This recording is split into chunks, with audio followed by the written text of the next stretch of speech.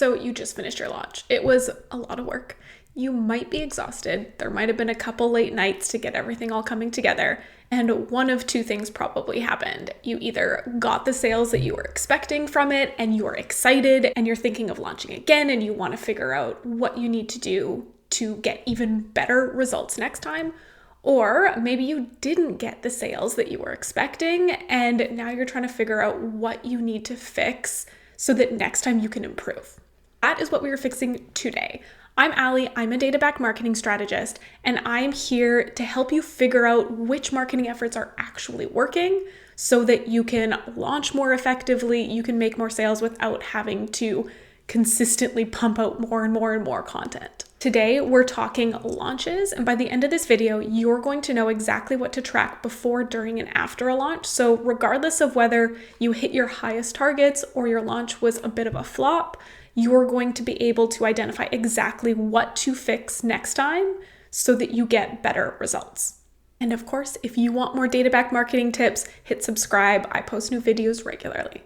When it comes to tracking launch data, I have two main rules that we need to follow. Rule number one is that we don't change anything in our launch funnels until we've actually identified what problem we're trying to solve. If you didn't get the launch results you wanted, I don't want you going and rewriting your entire sales page before you've actually looked to see, did this sales page convert people? I've seen it so many times where people come to me because their launch results have started to fall off a little bit of a cliff. And I look, and every single launch, they're recreating stuff or redoing stuff without identifying which ones are the powerhouses in their strategy already. And they end up changing something that was a really important piece of the puzzle. So one, we don't change things without going in with a hypothesis first of, I want to improve the conversion rate of this sales page, so I'm going to change the sales page. The second rule kind of adds to that is that we don't fix a problem until we've identified that it's actually a problem. Another thing that people can do is they'll say, I want to improve the conversion rate of my sales page, but their sales page already converts at 10 or 12%, or they think that their emails are the problem, so they go and redo all their emails. But when we actually look at the numbers and the data, those emails were doing a really good job. It was the sales page or the checkout or something else that was causing the problems. So we need to get really specific into what our problem is, where the problem is, and get as much context and as many details as possible so we can make strategic data-backed optimizations that are actually going to move the needle. So how the heck do we do that? Great question. So glad you asked. Let's talk about it. Every single launch has a funnel. It looks something like this. Now, your funnel might have 3 steps, it might have 5 steps, but there are different stages that somebody needs to go through. Often for a launch, it's that they arrive on some sort of free opt-in webinar challenge page. They need to sign up for said webinar challenge. They need to do the thing that you're getting them to do in that webinar challenge, and then you want to sell them on something afterwards. We are not going to have 100% of people go through every single step. We know there's going to be drop off, but we need to get enough people in at the top so that as people drop off down the additional steps, we still hit our target number of purchases down at the bottom.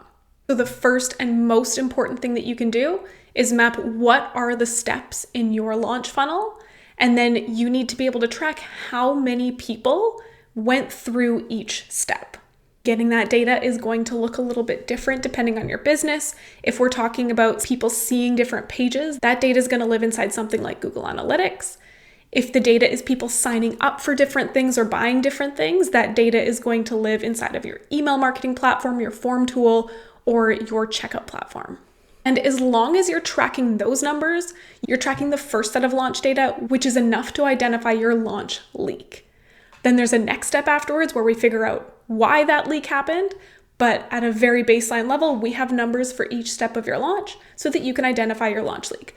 Now let me show you what identifying a traffic leak in action looks like. I'm going to take you inside of a dashboard here. This is a Data Studio dashboard. These are the templates that I set up for each of my clients or my students inside of the Data-Backed Entrepreneur set up for themselves, where you would set up a dashboard like this for your launch, and it's going to automatically pull data from Google Analytics, from your email marketing system, from your checkout, based on how you've configured it in the back end.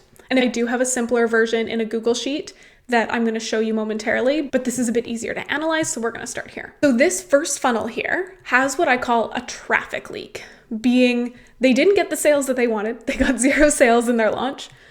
But when we look back through here, no matter how amazing their emails were, their sales page was, their webinar or workshop or whatever they did in the middle was, they didn't get enough people aware that this was something that they were doing. And so there's no way that they could have converted. This is probably a bit of an exaggerated example here of only 12 people. But when we look here, they had a very small sample of 12 people on the opt-in page, and 42% of them signed up for the thing. That's an incredible opt-in rate, but they didn't get enough people in here that even if they had a 10% conversion rate, which would be great, that's still not even one sale. So they didn't reach enough people or get enough traffic into the top end of their launch. So the things that I would go to tweak and change would be more, did they run ads? What did those ads look like? What content did they post? Did they have affiliates or other people promoting it? What are the ways that they can get people aware of the workshop challenge, whatever it is that they're trying to get people into? The next funnel here looks a little bit different. For all of these, we've got small sample sources, so you could probably argue that there's a traffic leak here as well. Yes, totally. But the big thing that I want to draw your attention to here is only about 8% of people that came to their webinar challenge page actually signed up for it. And if this was all cold traffic, this may be a little bit normal, still on the low end. But if they were targeting warm traffic or people that had been nurtured for a while, I would expect this to be 20 to 30% range. And no matter how many people they get to this page, if only 8% are converting, that's a huge bottleneck right off the bat. So things that I would be looking at here is the topic of the webinar challenge, whatever, relatable? When people get to that page, are they scrolling? Are they reading it, or are they leaving right away? How is that page designed? Is it good on mobile? Is it good on desktop? There's lots that you can look at from there, but whatever this like free entry level offer is likely where they want to focus. Then when we move over to the third funnel, so this one here, we can see that there's a 20% of people that are opting in. Could this be improved? Yes, marginally. But the biggest issue here is that their funnel isn't converting. So in this case, we want to look at the sales page, the emails, what happens during and after that workshop webinar challenge, so that a higher percent of people move through and actually buy the thing that they're selling on the back end. So if you want to do this exercise for yourself and see what your challenges are, you can of course just pull the numbers yourself and do the math. It's pretty simple math.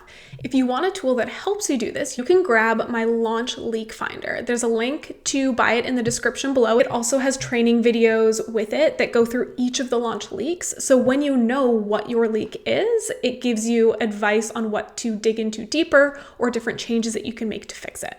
So how this works is you put your numbers up here in this very top section, and you only need to update the yellow cells. So you can change what the names of this is. If you did a challenge instead of a webinar, it'll update that everywhere else. And you put in your own numbers here as well as the price of whatever it is that you're selling. And then it's going to populate that data all the way through the bottom areas. Then you can play around and see if you improved reach, update this yellow cell. It's going to mock up if everything else stayed the same.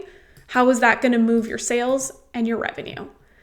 If instead your traffic stayed the same, but instead you improved your opt-in page conversion rate, how does that impact things? And you can simulate how different improvements will impact the bottom line of your launches.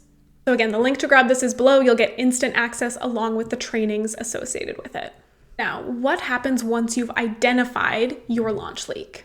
For this, I'm going to take you back into my demo dashboards because this is where I do most of my analysis, but I'll also talk through other options if you don't have something like this.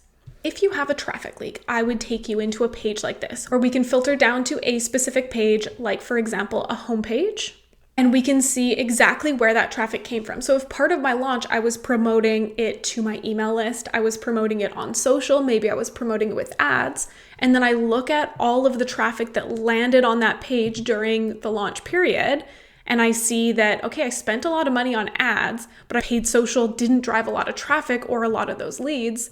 That's a problem. Okay, those ads clearly didn't do what I wanted them to do. Where did the traffic come from? What was my strategy on those platforms? And you can quickly identify which things did work, which things didn't work, and then start to put together a little bit of a plan of what to change in those things so that they actually bring in that traffic or those leads. The other thing that you may see is something might bring in a lot of traffic, but it doesn't bring in the leads that you wanted. So then you can look at what was your messaging, what was your approach on those traffic sources.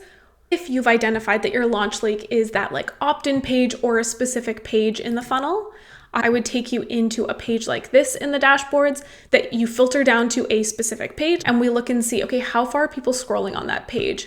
How long did they stay on that page? What CTAs did they click?